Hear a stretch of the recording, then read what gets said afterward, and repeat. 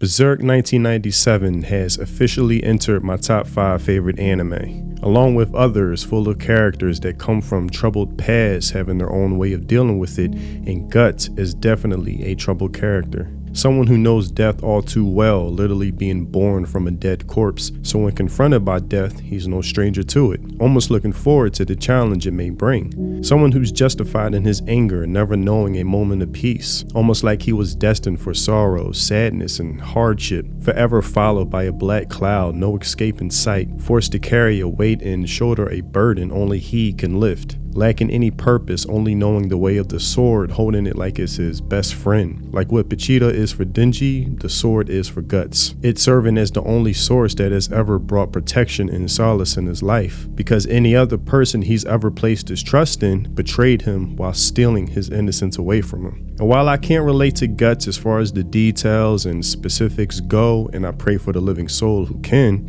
as I watch, I feel like I'm alongside him in his journey, keeping him company on the roof, contemplating life, walking down a dirt road beside him, waiting for whatever's to come next, watching his back on the battlefield and celebrating with a drink afterwards, being part of his camaraderie. And when he finds that camaraderie, you're happy for him, because being that loneliness is what he's accustomed to is something he's reluctant to accept at first, but in due time he learns to appreciate it. People who have his back just as much as he has theirs, learning that this mercenary group isn't just something to be hired into, but a brotherhood to be accepted in. Each member with their own personalities that stand out in their own comedic and honorable way, with Judo being one of my favorite amongst the bunch, a character who's very observant, self-aware, understanding, able to read the situations, knowing what's best for the characters and especially Guts. Giving him advice that suits him well, nudging him in a direction that Guts feels he must go innately, but Judo reinforces. Seeing the spark of attraction and love that Guts has for Casca and that Casca has for Guts, that no one saw coming, but out of their many fights, there was a seed of love blossoming into a moment that Guts will never forget and will forever cherish.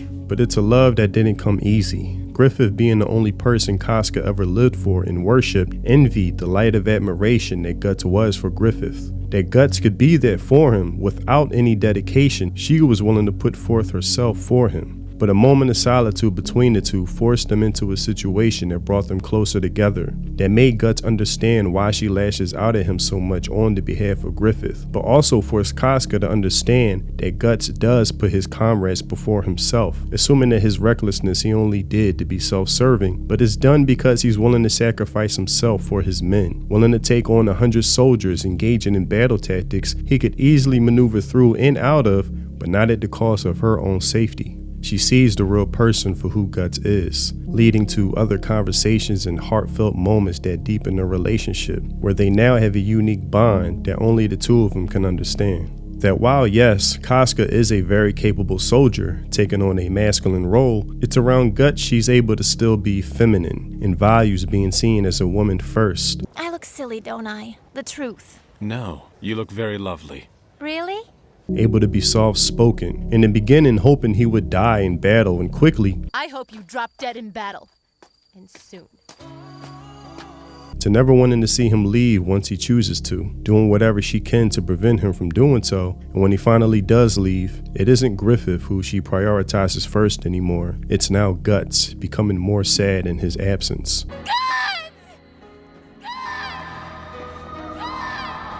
And when he finally does return, it's as the savior Casca needed him to be, making an epic entrance, which leads to a release of resentment she had for him for leaving, feeling a sense of abandonment from him, but eventually leads to one of the most romantic scenes I have ever seen in a story, with the manga detailing it even more, not necessarily the act, but the vulnerability that was shared between the two that deepens their bond even further. Because at this point, as a viewer, you kind of fall in love with Casca yourself, but you fall in love with their relationship even more, now wanting to see it flourish and last forever, thinking this is what Guts deserves after a life lived of sorrow, struggle, and trauma.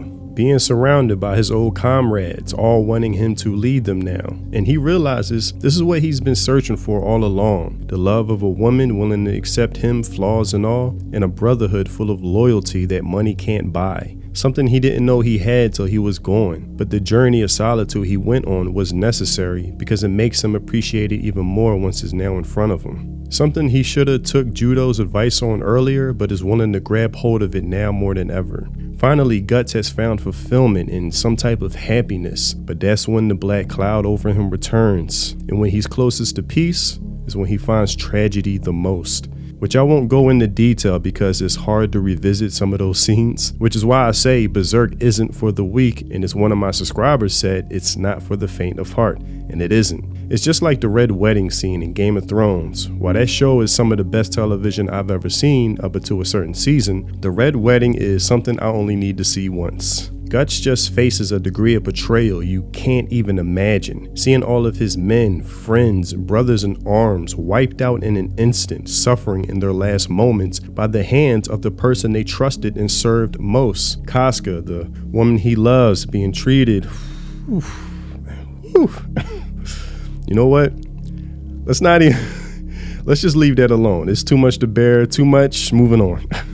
It's crazy because him and Griffith were like best friends, but in moments becomes Guts' worst enemy. Not on some this is a regular theme that plays out in stories sometimes. No, you as the viewer feel betrayed, carrying the same animus and hatred towards Griffith that Guts does. Guts finally found peace, and it was stolen from him, and it's because of Griffith that Guts reverts back to his old Berserk mode, now more than ever, rageful, swing first only, where the idea of calmness is now a foreign concept to him. And in my opinion, Guts must become the same person he was when confronted by Griffith before leaving the band of Hawks. He was someone who wasn't easily fazed anymore or quick to anger. He was calm, composed, very sure of himself, without resentment or the taste of hate towards anyone, no longer having this spite towards life itself. That was someone Griffith can't defeat. And he must end Griffith not for the sake of revenge, as Godo was lecturing him about, but because Griffith must be stopped, period. Because Griffith is like a black hole that consumes everything around him for the sake of his own dream. And it's like he has a charismatic gravitational pull that attracts people towards him, even if they are aware he would gladly sacrifice them for his dream. But the one person who was immune to that gravitational pull was Guts.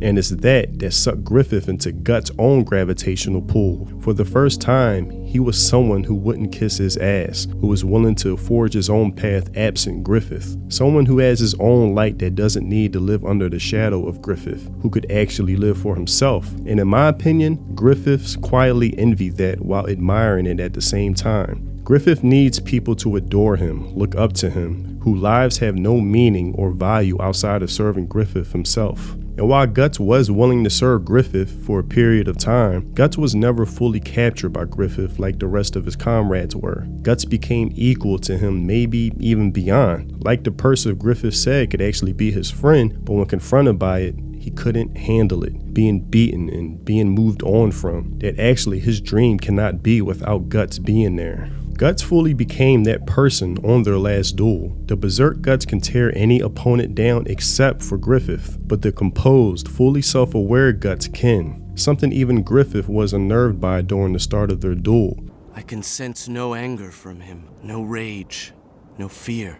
He is empty, present. And that is who Griffith fears most. And I think the last chapter is when Guts is on his way to becoming that again. My theory, that he's going to go through a whole arc of full self-reflection while being locked away in solitude. Because he could have went berserk mode to escape this, but I think he had a moment of self-defeat, hopelessness, and just tired of going berserk mode one too many times. Tired of fighting, tired of moving, tired of sorrow, and tired of loss. That going berserk has only brought him more sadness now more than ever. And I think during these next few volumes we may receive, he's finally going to become that person who was composed, sure of himself, with no resentment towards life, like the day he left Griffith, but even more. And I think the self-reflection in this cell will lead to that transformation.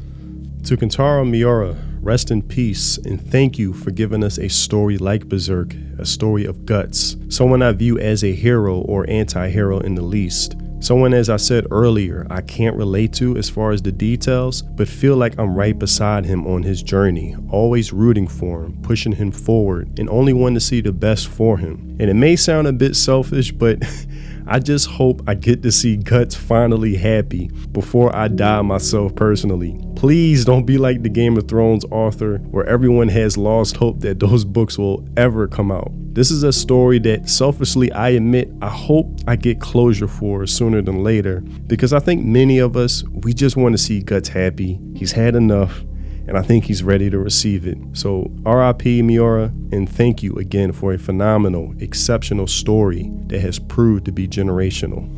And that's all I have for this video. Tell me what you think in the comment section below. Is Berserk something you've ever gotten into? As said, it isn't for the faint of heart. It isn't, man. It's a deep emotional story that truly hits hard, and it is difficult to get through, full of ups and downs, but I think it is life-changing for the better and something I would heavily recommend. If you haven't already, check out my music on Spotify. If you love those Samurai Champloo, lo-fi mellow boom bap vibes, then my music is definitely for you. Thanks for watching, and I'll see you in the next video.